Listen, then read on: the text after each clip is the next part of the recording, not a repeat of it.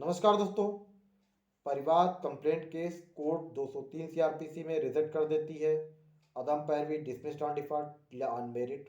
या 204 सीआरपीसी में जो भी व्यक्ति नामित किए गए हैं इस केस में आरोपी बनाए गए हैं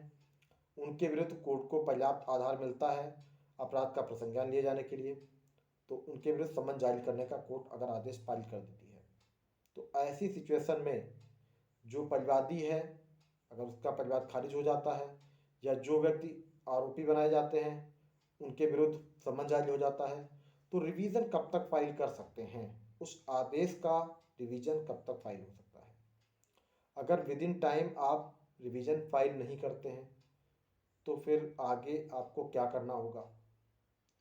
2 4 साल 5 साल अगर डिले करके रिवीजन फाइल करते हैं तो क्या पॉसिबिलिटी होगी कुछ कि आपका रिवीजन एडमिट हो।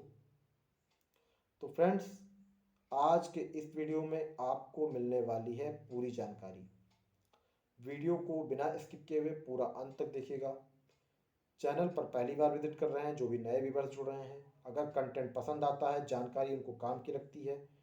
तो चैनल को सब्सक्राइब करने के साथ साथ नोटिफिकेशन बेल को जरूर प्रेस करके रखिए ताकि जो भी वीडियो आपको इस चैनल पे अपलोड होते हैं समय से देखने को मिल जाए। फ्रेंड्स, जब भी कोई केस 190 सीआरपीसी में परिवाद में दर्ज किया जाता है या 156(3) सीआरपीसी में पुलिस रिपोर्ट आने के बाद कोर्ट उस केस को परिवाद में रजिस्टर्ड करने के लिए आदेश पारित करती है। तो अगर परिवादी किसी डेट पर उपलब्ध नहीं है, उपस्थित नहीं होता है, मान लीजिए 2 3 4 डेटें फिक्स कर दी कोर्ट ने और नहीं उपस्थित होता है तो अदम पैरवी में परिवाद खारिज हो जाएगा। या 200 सीआरपीसी 202 सीआरपीसी में कंप्लेनेंट का स्टेटमेंट रिकॉर्ड हो जाता है, विटनेसेस का स्टेटमेंट रिकॉर्ड हो जाता है, आधार पर्याप्त नहीं है कि जो भी व्यक्ति आरोपी बनाए गए हैं उनके विरुद्ध अपराध का प्रसंज्ञान लिया जाए तो अनमेरिट परिवाद खारिज हो जाता है। या आधार पर्याप्त है तो 204 सीआरपीसी में जो भी आरोपी व्यक्ति हैं उनके विरुद्ध कोर्ट समन जारी कर देती है। तो ऐसी सिचुएशन में ऐसे आदेश का रिवीजन करने का जो टाइम है, जो लिमिटेशन है, जो पीरियड है वो है 90 दिन। 90 दिन के अंदर आपको उस आदेश का रिवीजन फाइल करना होता है जो भी रिविजनिस्ट कोर्ट है। एक कंडीशन होती है कि मान लीजिए आज 90 दिन पूरा हो रहा है लेकिन आज से 5 दिन की छुट्टी हो रही है तो उस सिचुएशन में जिस दिन कोर्ट ओपन होगी अगर आप उस दिन रिवीजन फाइल करते हैं तो भी आपका केस लिमिटेशन में नहीं आएगा, वो उसी 90 दिन के दायरे में रहेगा। लेकिन अगर आप इस लिमिटेशन को क्रॉस कर जाते हैं, मान लीजिए 15 दिन 20 दिन यानी 90 के बजाय 120 दिन 115 दिन 200 दिन हो गए या साल बीत गया तो अगर कंप्लेनेंट चाहे कि अब इस मामले में रिवीजन फाइल किया जाए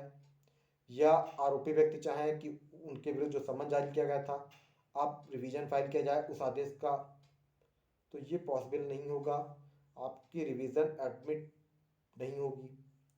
सबसे पहले आपको देना होगा कंडोन डिले की एप्लीकेशन कि जो डिले हुई है उसका कारण आपको बताना होगा कि आप बीमार हो गए थे, आपको इस आदेश की जानकारी अधिवक्ता की चूक के कारण नहीं हुई, मान लीजिए आपके एडवोकेट की डेथ हो गई हो या आपके फैमिली में किसी की डेथ हो गई, कोई कारण ऐसा हो गया या परिवादी बीमार हो गया या आरोपी व्यक्तियों को सम्मन नहीं मिला समय से, उनके विरुद्ध वैल्यूएबल वारंट जारी हो गया और कोर्ट आपकी कंडोन डिले की एप्लीकेशन इन आधारों पर स्वीकार कर लेती है तो उस सिचुएशन में आपका परिवार में जो आदेश पारित हुआ था उस आदेश का रिवीजन एडमिट हो जाएगा। लेकिन अगर आपके कंडोन डिले की एप्लीकेशन कोर्ट रिजेक्ट कर देती है कि आपने जो ग्राउंड जो कारण बताए हैं वह कहीं ना कहीं जेन्यून नहीं है तो उस सिचुएशन में आपके कंडोन डिले की एप्लीकेशन ही कोर्ट रिजेक्ट कर देगी और आपका रिवीजन एडमिट नहीं होगा। तो आप ये ध्यान रखिए कि रिवीजन फाइल करने की लिमिट 90 दिन है, लेकिन आज मान लीजिए आपका 90 दिन पूरा हो रहा है लेकिन आज अवकाश है या आज से 5 दिन अवकाश है, 89 डेज हो गए हैं तो अगले दिन जो भी अगला वर्किंग डे होगा आपको उस दिन इस मामले में रिवीजन फाइल करेंगे, वो विद इन लिमिट होगी। लेकिन इसके बाद अगर कोर्ट का वर्किंग डे रहता है आप फाइल नहीं करते हैं तो वो फिर आउट ऑफ लिमिट हो जाएगी।